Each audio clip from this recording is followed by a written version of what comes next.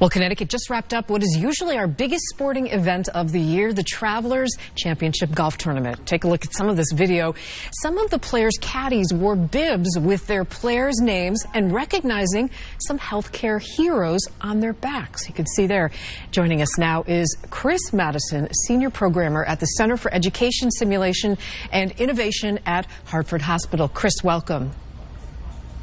Oh, thank you, Lisa. So first, let me get your reaction to pro golfer Gordon tying for third this year at the Travelers. I thought it was amazing. I mean, I always root for the underdogs, and I know the Travelers has a long history of helping young golfers get into the PGA, so I'm glad he was able to show them what he can do. All right, so the PGA Tour wanted to recognize all of the healthcare heroes through the Caddy Bib program, and you were selected to appear on the bib of Will Gordon's caddy. Describe that feeling of seeing your name out there.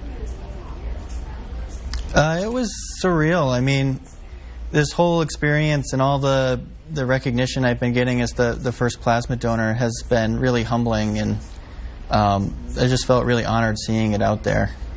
All right, so a little history for everybody. You tested positive for COVID-19 way back in March, and you recovered, and as you mentioned, you decided to donate your blood plasma, in turn saving the life of someone else. So I remember them talking about you. It was the first person, it was an employee. Tell us about your experience.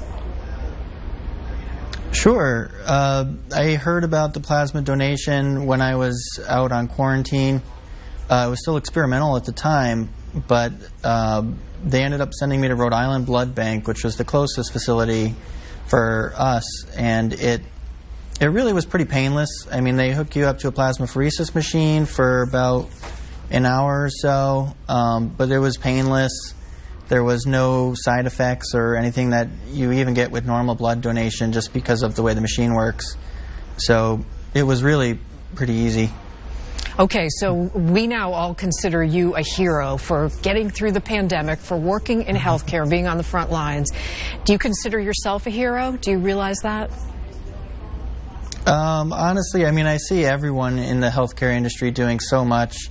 My colleagues here, while I was out in quarantine, were out doing the drive-through testing, which isn't our normal day job. I mean, we have everyone from IT and office workers out there swabbing people and trying to do their part. So honestly, I feel like everyone else, just trying to do my part.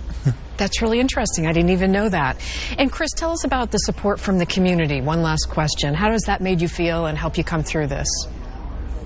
Oh, it's amazing. Seeing the signs on people's lawns, even driving into Hartford and seeing the big hearts up on some of the buildings and everything. It really kind of warms your heart to see that support. Well, we thank you very much, and we thank you for being with us. We're glad that you were honored, deservedly so, and we're glad you're okay. Thank you. Oh, thank you.